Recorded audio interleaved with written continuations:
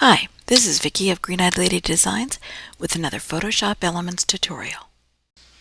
Today I'm going to show you how to make it appear as if this string is looped through the hole in this tag, and then how to add a custom drop shadow.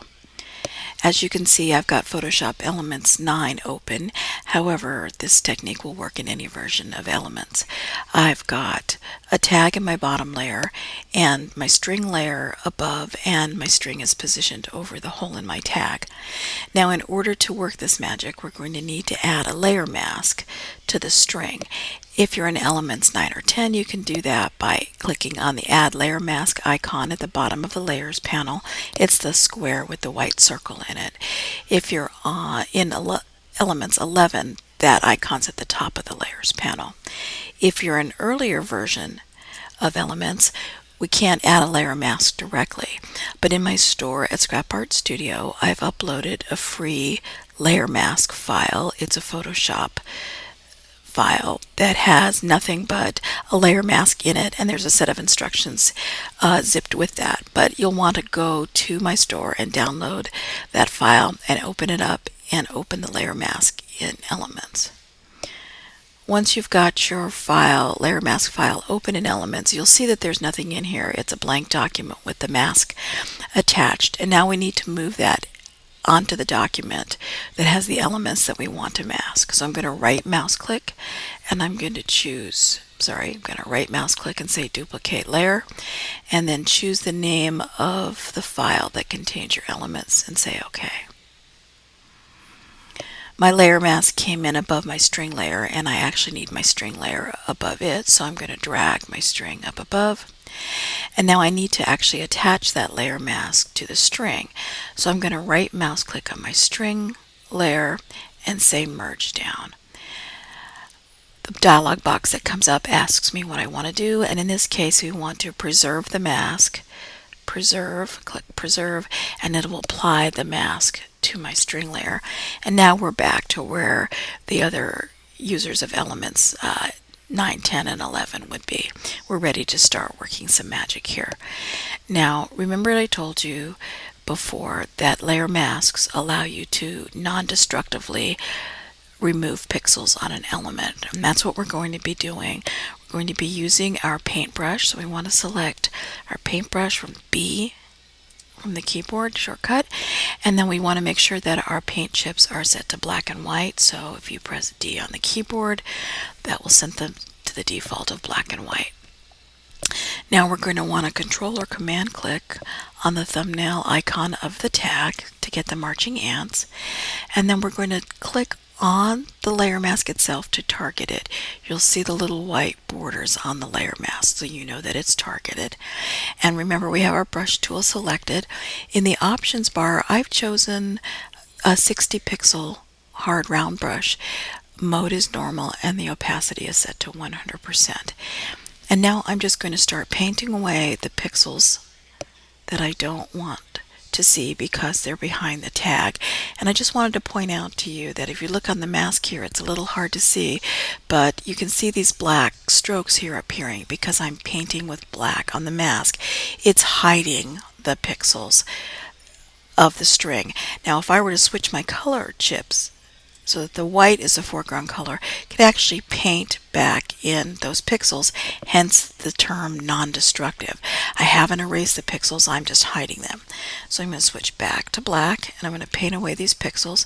The other thing that I wanted to point out is that because we've got the marching ants around the tag, I can't paint anywhere other than inside where the marching ants are. They're constraining my brush strokes. Okay, that looks good. Control or Command D to deselect, and there we've strung the string through the tag.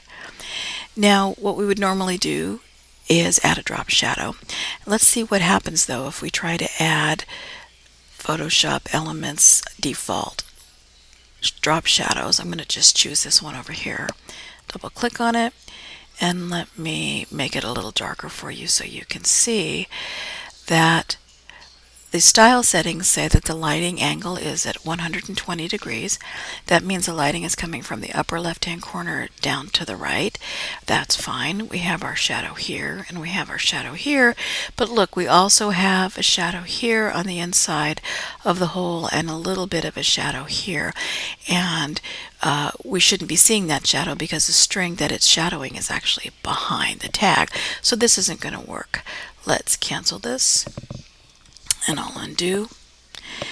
Now you might think that we could merge the string with the tag and try to shadow it that way. So let's do that. I'm going to select both of these layers, then right mouse click and say merge layers, and then come back up to the effects panel and choose that same shadow. Now what you'll see here is, let me make it darker again for you, that got the shadow here is correct, and there is no shadow here in the tag. That's right. But look, we also do not have a shadow underneath this portion of the string that's on the front side of the tag. And if that light source was in the upper left-hand corner at that 120 degrees, we would have a shadow here. That's not going to work for us either. So I'm going to cancel this and I'm going to undo this. And so the solution is to actually make a custom shadow. Let me rename this layer my string, or string maybe, if I could spell. We're going to duplicate this layer by right mouse clicking and say duplicate layer, and then we're going to call this our shadow layer. And I'm going to move my shadow to below my string where it belongs. And then so you can see what I'm doing, I'm going to hide the string here for a minute. We're going to Control or Command click on the thumbnail of the string now, not the mask, but the string, and we're going to fill this string with a color. We're going to go Edit, Fill Selection, and we're going to choose Color. Now the default styles in Elements always have shadows set to black, but in reality shadows are a lot warmer than black, and most times they're reflecting the page that they're on and the element that's sitting on top of them. There's some light reflection going on there. So we're going to try to make our shadow look a little bit more realistic, and I'm going to choose this warm dark brown. The number, in case you'd like to try this number, is 2C1901, and you certainly don't have to use this exact shade.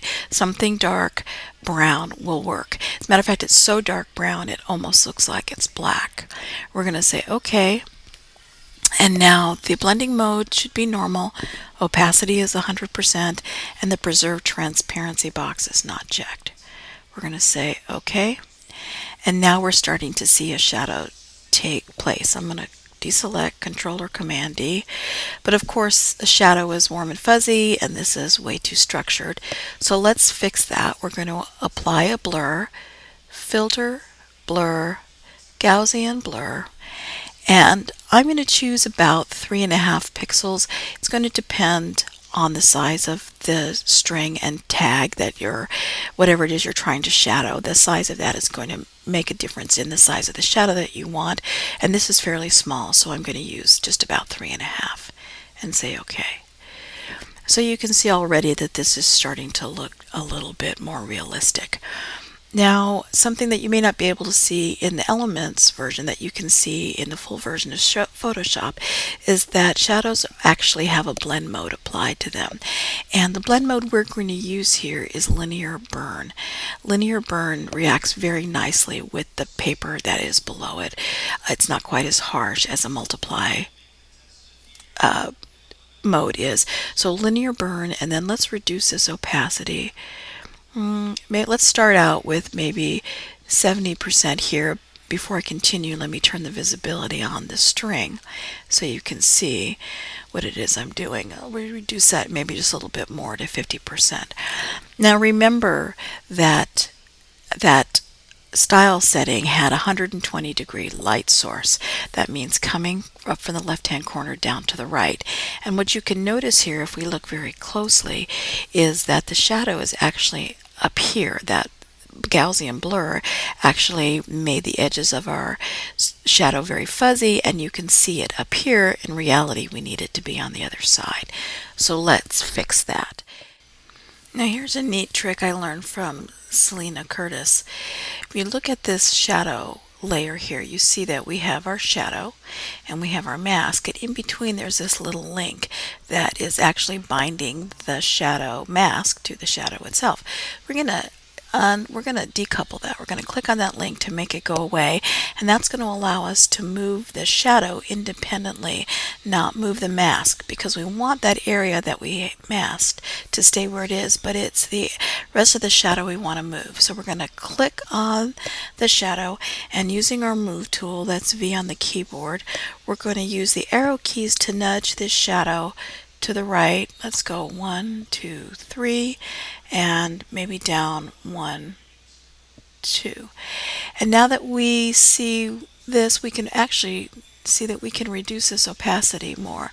Let's move this down to about 50, 40, 30%. I think this is looking really good. So we have looped this string through the opening in the tag, and we've applied a custom drop shadow. Now we'd also want to shadow the tag. Let's do that. Let's click on the tag and then go into the effects palette and choose the same layer, style, shadow. Now remember that we changed the color of the shadow on the string, so we should change it as well on the tag. If you double click on this FX here and then open the little color picker here next to the size of the shadow, we can go in and choose that brown color, and I think that was 2C1901. Yep, that looks close, and say OK. Now, of course, we want to reduce the size of the shadow. 42 is way too big. Move that down, put that distance down, and also reduce that opacity. Say OK, and there you go. Now, to finish this off, if you want to, you could select all of the layers and merge them together so that when you merge them, the shadows stay together. Or alternatively, if you think you still might want to mess with this later, you can select all 3 of the layers and then click on this little link at the bottom of the layers panel. I believe in Elements 11 it's at the top, but if you do that, it'll link those layers together, and then when you move them, they'll move as a unit. Thanks for watching, and I hope you enjoyed this tutorial.